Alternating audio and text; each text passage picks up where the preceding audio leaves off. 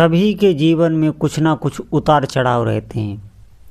कभी सुख है तो कभी दुख है। किसी न किसी प्रतिकूलता से हम जूझते ही रहते हैं और जीवन संघर्ष में ही निकल जाता है। भगवान के भजन से विमुख होने के कारण जीव का यही हाल होता है और फिर वो पछता के जाता है। आप समझें, क्योंकि जिस समय उसके प्राण निकल रहे होते हैं उस समय वो कुछ बोल नहीं पाता, वो अपनी स्थिति नहीं बता सकता। पर निश्चित मानिए, जितने भी उसने कर्म किए हैं वो सब उसे देखते हैं और उन्हीं कर्मों को देख देख कर वो डरता है और उस समय वो पछताता ही है। पछताने के अलावा कुछ नहीं। भगवान की स्मृति नहीं होती, पछताता है कि जो भी उसने बनाया है वो छूट रहा है, जो भी उसके अपने संबंधी हैं वो छूट रहे हैं। और इसी दुख से बचने के लिए हमें भजन करना चाहिए। आप जब अधिक से अधिक भजन करेंगे तो आप देखेंगे बिना किसी के आपको आनंद है, बिना किसी के। आपका जो अकेलापन का है, अकेलापन जिसे कहते हैं, जिससे लोग डरते हैं, बहुत लोग अवसाद में चले जाते हैं, डिप्रेशन में चले जाते हैं, वो अकेलापन ही भजन नष्ट कर देता है।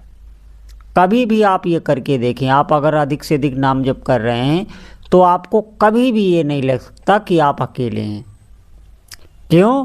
क्योंकि हम समझ नहीं पाते।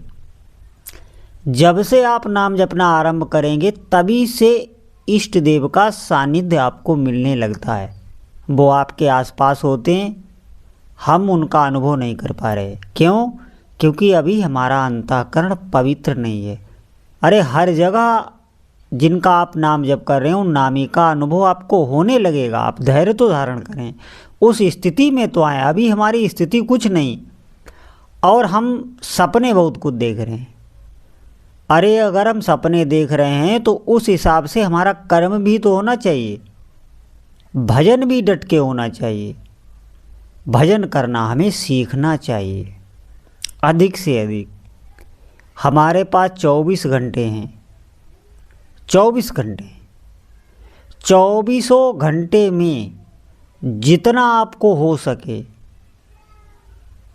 24 घंटों की मैं बात कर रहा हूँ, जितना आपको हो सके उतना आपको नाम की तरफ अपने ध्यान को खींचना चाहिए।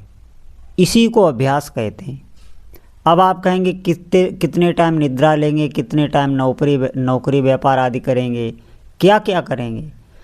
देखिए, भजन नाम जपते आप सो जाएं।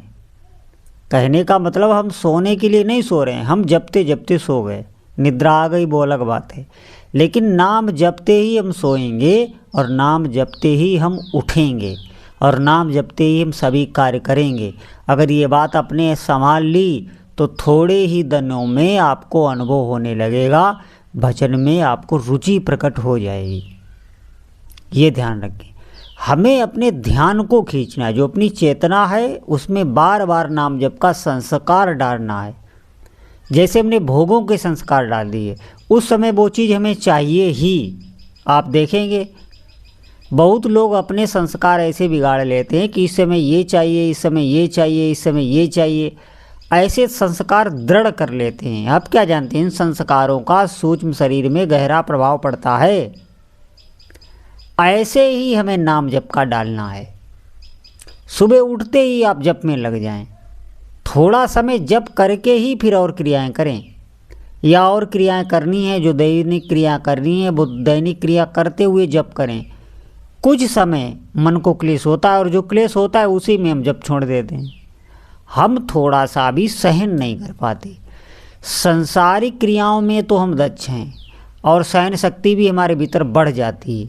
आप देखेंगे धन के लिए कितना लोग परिश्रम करते हैं, क्या क्या लोग जोखिम ले लेते हैं, अपने प्राण भी बाजी पर लगा देते हैं धन के लिए। उस समय जो जोश है, जो उमंग है, वो भजन में हमारी नहीं रह जाती है। हमारे पास वस्तु, लेकिन उसका हम उपयोग नहीं कर पाते। दुर्व्यसनों में तो उपयोग हो जाता है, काम क्रोध लोभ में हमारे पास बहुत शक्ति आ जाती है, लेकिन भजन के लिए वो शक्ति नहीं रहती। हमें अधिक से अधिक कैसे भी हो, युक्तियाँ हमें सब पता हैं। जब हमें विषय भोगने की युक्ति पता है, संसारिक भोग इकट्ठा करने की युक्ति पता है, संसारिक क्रियाओं की युक्ति पता है, अरे किसने हमें शिक्षा दी, सब हमें पता है। एक पशु तक को पता होता है, उसको आप एक रोटी का टुकड़ा दीजिए, वो एकांत में ले जाकर बहुत अच्छे तरीके से खाएगा, सबके बीच में नहीं, क्योंकि वो भी जानता है मन भटकेगा, अकेले में स्वाद लेके खाएंगे। तो एक पशु तक को ये युक्ति किसने दी? हम तो मनुष्य हैं, हमारे पास सब सामर्थ्य है, सब युक्तियां हैं। बात ये है कि हम भजन करना नहीं चाहते, और फिर हम दोष देंगे कि नाम जप इतना समय हो गया करते हुए। आप ध्यान दें, आपको कितना समय नाम जप करते हो गया। आप अपने जीवन का विश्लेषण करें, एकांत में चिंतन करें, नाम जप के साथ आप क्या क्या कर रहे हैं और कितना आप नाम जप कर रहे हैं, ये सोचने योग्य बात है। कभी भी कोई नाम जापक, थोड़ा सा भी नाम जपने वाला कभी भी ये मुंह से बोल ही नहीं सकता कि नाम जपने से कुछ नहीं होता। ये बात वो बोल ही नहीं सकता। साधक वही है जिसने भी नाम जपा होगा, वो नाम की महिमा गाए बिना रह ही नहीं सकता। इतना भगवान के नाम जप का प्रभाव है।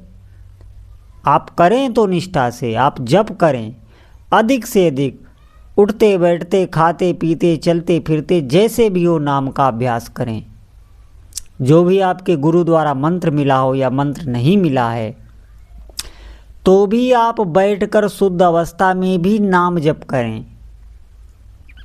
तब आप ध्यान सहित नाम जप करें तो मंत्र का ही फल आपको मिलेगा। आप नाम के अक्षरों का चिंतन करते हुए जप करें तो जो मंत्र का फल मिलता है वो आपको नाम जप से ही मिलेगा। सब रिद्धियाँ सिद्धियाँ भगवान के नाम जप में विराजमान हैं। अरे हम करें तो, हम नाम जप करते ही नहीं। कभी हमने किया, कभी नहीं किया, कभी मन नहीं लगा तो हम नहीं भी करते, मन लगा तो हम करते हैं। कोई अनुभव हो गया तो उसको हम हर जगह बता भी देते हैं। बहुत सी त्रुटियां हैं हमारे भीतर, हमें कभी कभी एकांत में बैठकर अपना विश्लेषण भी करना चाहिए। एक साधक को चाहिए कि वो अपने पर भी दृष्टि दे। हमारी दृष्टि हमेशा दूसरों पर ही रहती है, दूसरों पर दृष्टि रहती है और उसमें हमारी विद्वानता बहुत चलती है। उसमें हम उसके दोष देखना, उस दोषों का वर्णन करना, उसकी क्रियाओं पर ध्यान देना, उसमें ज्ञान बहुत शीघ्र चल जाता है। लेकिन एकांत में बैठकर अपनी क्रियाओं पर भी विश्लेषण करें। कब हमारा चित्त कैसा हो जाता है, कब हमारा मन कैसा हो जाता है, किससे हमें ईर्ष्या आती है, कहाँ हमें काम सताता है, कैसे में क्रोध आता है, इन बातों पर भी सूक्ष्म विचार करें। जप करते हुए हमें ये विचार करना चाहिए। तब आप देखेंगे जो भी साधक ये कर रहा होगा शीघ्र ही सुधार आने लगता है, क्योंकि भगवान के नाम जप का बल होता है और वो अपना चिंतन करता है, अपना विश्लेषण करता है, तो उसे एक आध्यात्मिक बल प्राप्त हो जाता है, वो भजन में शीघ्र आगे निकल जाता है।